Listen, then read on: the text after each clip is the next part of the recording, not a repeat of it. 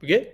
All Yep, we're right, good. welcome back, everyone, to the W Sports Podcast. A little technical difficulties, but we are all good. What's up, W Sports fam? Welcome back to the W Sports Podcast. It's your guy, Timothy, here. First off, massive shout out to each and every one of you all who are subbed. We are on the journey to 300 subscribers, so each one of y'all, thank you so much for supporting the show, showing up every single week, watching it, listening to it, downloading it, however it is that you consume sports. We appreciate you all taking the W Sports Podcast, because if there's one thing we know, it's that you just got to listen. But if you have not subscribed already, today is the day to do it, because not only are you joining the W Sports Podcast, but you are also going to be eligible for our exclusive giveaway to only W Sports Podcast subscribers, which is a signed NFL jersey. It's a tight end. If you haven't seen any of the videos yet, Tubby's got a couple of those he's already announced. It's sick. It's going to be awesome. So that being said, we got a big show today because we are talking about this weekend in football. So, Tubby, welcome back to the show, man. What's going on? Yeah, if you haven't subscribed, I don't know what you're doing. You might as well do it, because what is it going to do? All it's going to do is, one, you're going to get great sports podcasts, and two, you're going to get a chance to win a signed NFL jersey and be eligible for the upcoming giveaways coming up in the next, few months. Every month, we're going to be giving something away. So if you haven't, you might as well do it now. Start it today. You don't want to miss it. I mean, tell me, you just got to listen. You just got to sub. Maybe that's what we do on the tag line. Yeah, there we go. Well, we're gonna jump into some college football first things first today.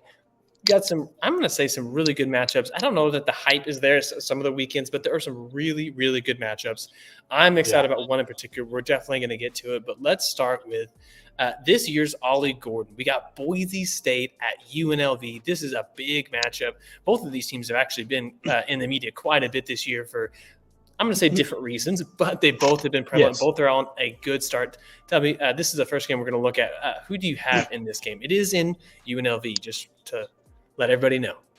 Yeah, I think Boise State wins, and this game is very pivotal, not just for the college football playoffs, but really for Ashton Genty's Heisman campaign, because one or two more losses, maybe they don't really count the Oregon loss so much because it was Oregon, but you lose to UNLV, and if somehow you slip up, down the road again, his Heisman hopes are almost dashed at that point, because of the numbers that you got from guys like Cam Ward and Dylan Gabriel are putting up. So I really hope that they win. As much as Oklahoma fan doesn't like Boise State because of the whole, we know the whole situation. Yeah, they beat us. But I want to see him just keep on going and put up these numbers, because I think it's incredible to see. And then it's a record that has stood for 30 plus years.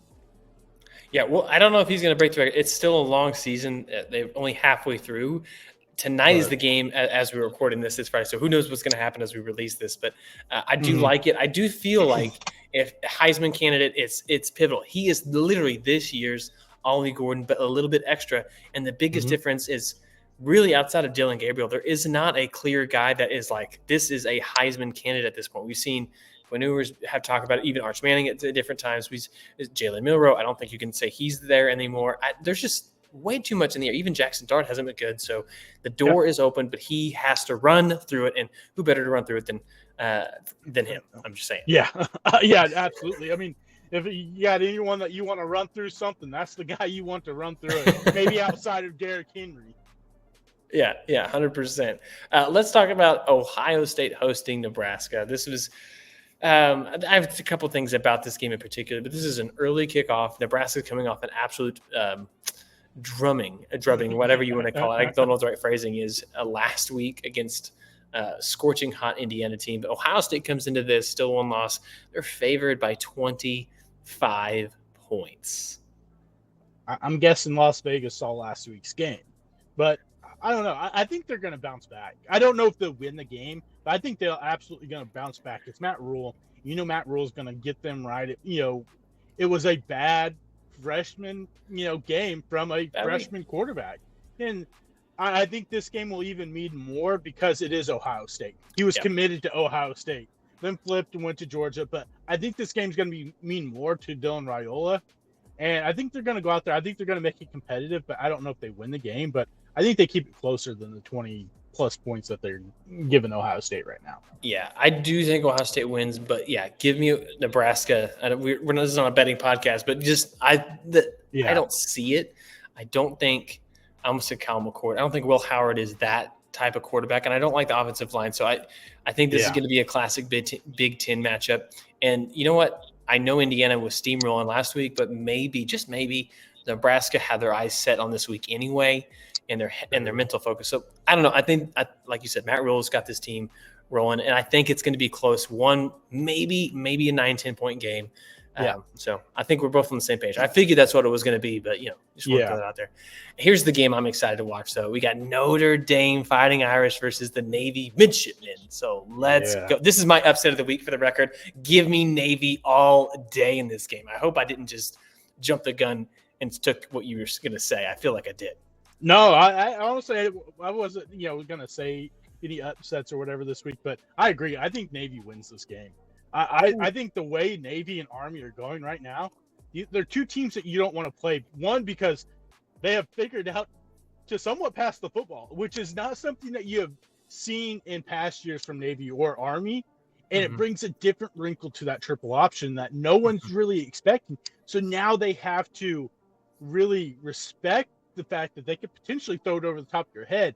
And like I said, there's only 3 teams that run this offense. It is so hard to scheme for this on defense. And I don't think Notre Dame's defense has played, as good as I expected it to be with some of these guys that they have on the team that had potential to be first round, second round picks. So I think Navy comes out and wins this one. And we may potentially see Army Navy at the end of the season undefeated going against each other. Yeah, and I'm not sure what Army's is. I think Army's off this week, but Navy, their quarterback, he's averaging, and this is funny because he's averaging 12 yards per completion. So they are taking the shots timed well, and they are gashing teams for first downs.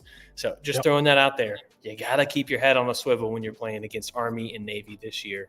But I like this game. I think it's going to be a fun one too. Low-scoring match. I think there's going to be a lot of lower-scoring games this weekend where we've seen some of the bigger ones last week. But, Indiana rolling against Washington. Do they continue on the hot streak? I think so. I mean, we saw the backup come in and have really good success against Nebraska last week. So I don't think it falls off so much that they lose to Washington.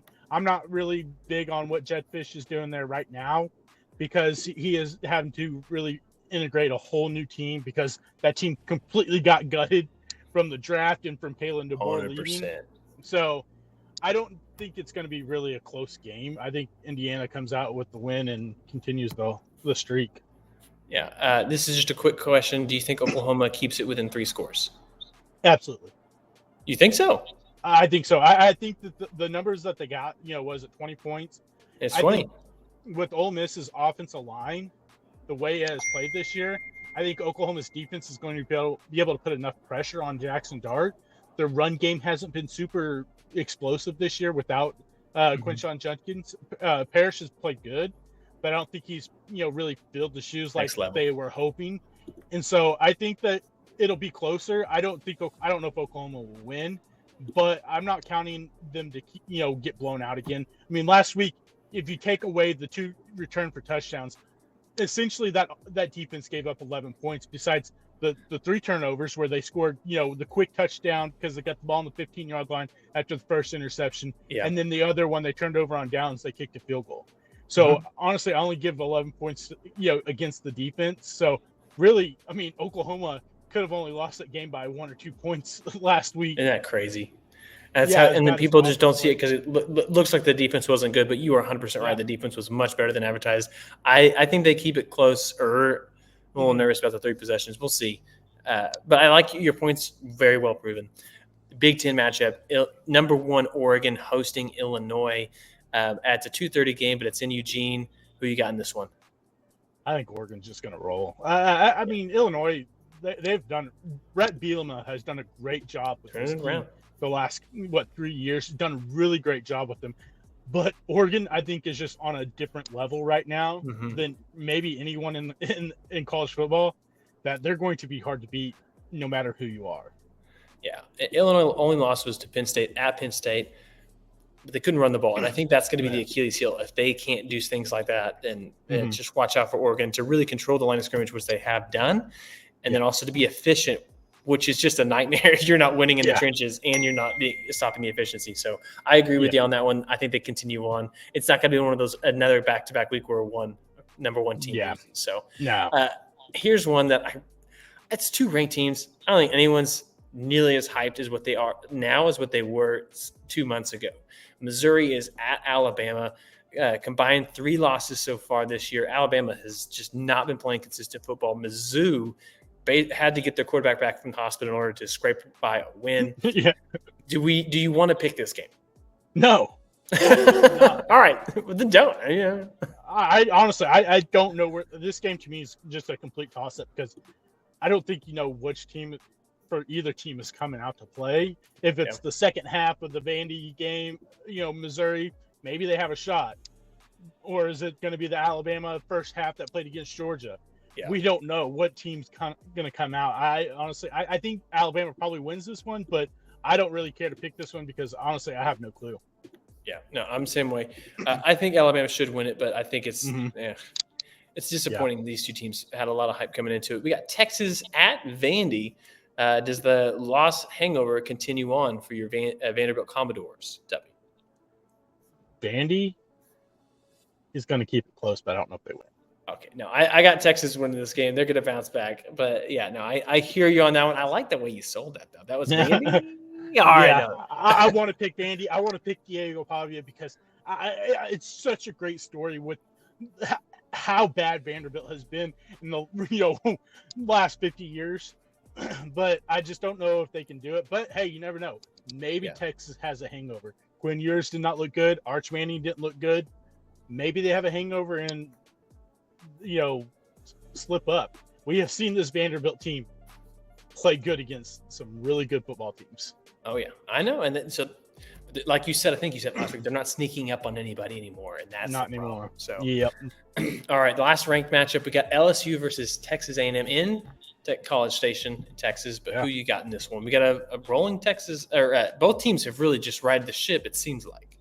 Yeah. I'm gonna take LSU. I don't feel convicted about it at all. This is another one of those games where I think it is a complete toss-up.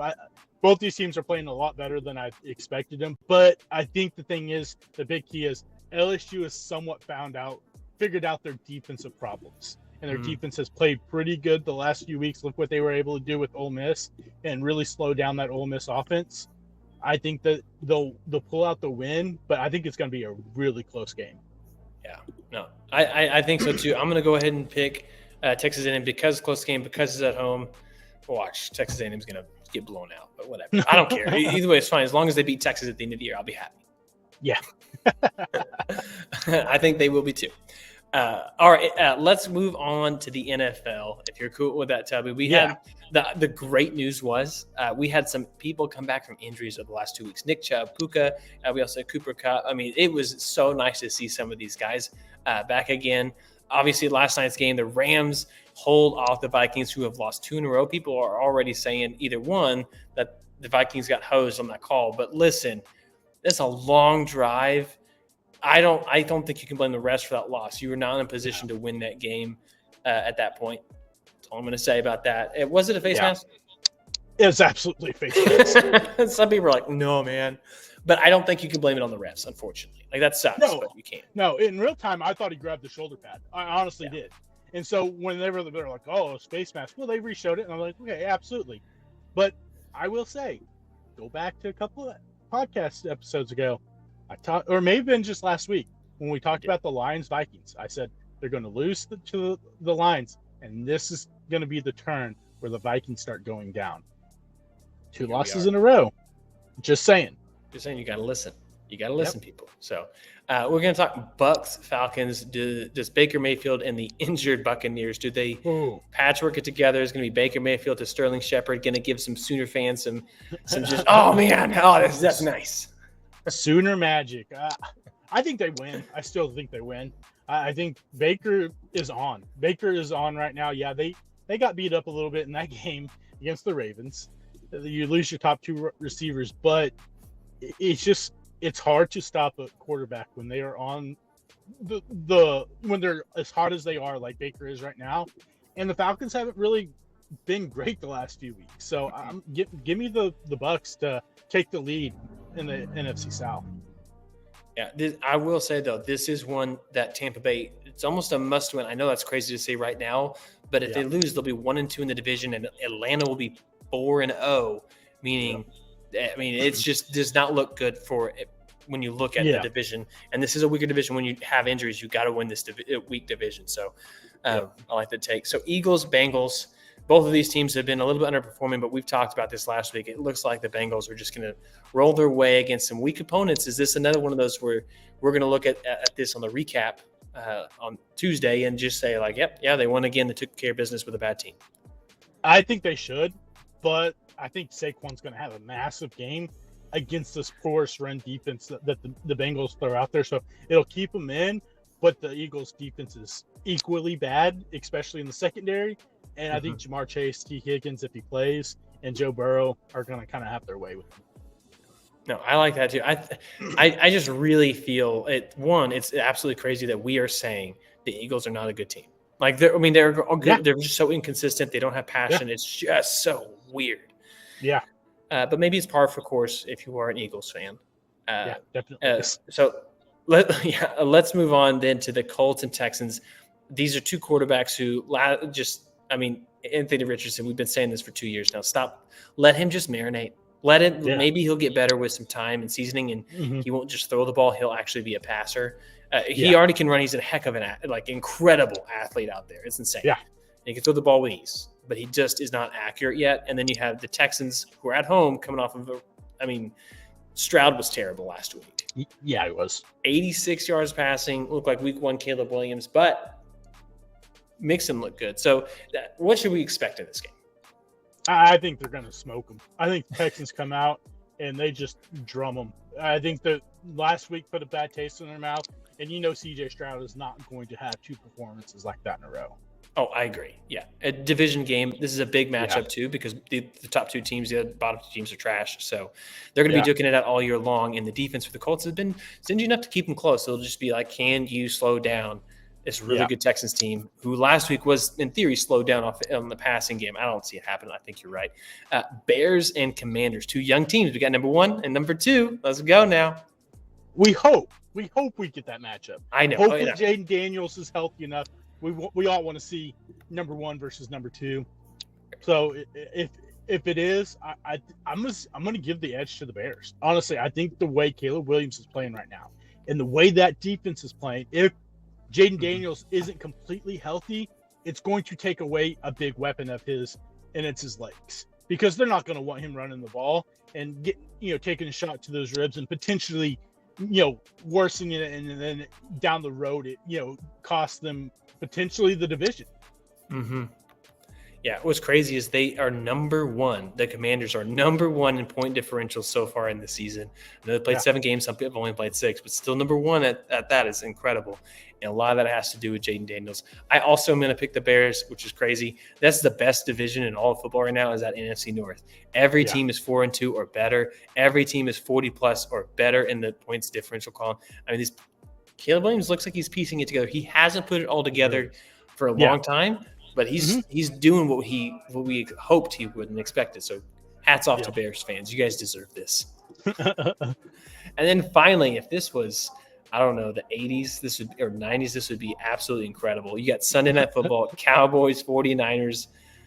But honestly, both these teams have woefully underperformed this year. Who you got in this game? This is a massive game to think about right now, because either, both one team's going to be 4-3 and the other one's going to be 3-5, or 4-3 and 3-5. So this has a lot of potential to maybe shake up some things for the playoffs. I'm going to give the edge to the 49ers, just a slight edge. Okay. But I think I still think they are the better team, even though both teams have woefully underperformed. Yeah, I want to give it to the Cowboys on the road. I mean, I don't trust them at home, obviously, but they're 3-0 on the road. 49ers are 2-2, and they really struggled to stop the run last week. Now, the Cowboys were not good at running the ball. But I think if you're going to figure it out, hopefully this is the week to do it, especially on the road. So I know it's going to be a good slate of games this weekend. So hopefully people are going to have a little bit of time. You can watch a little bit of football. If you haven't already, make sure you subscribe to the show because guess what? We got a new episode. When, Tubby? Coming out?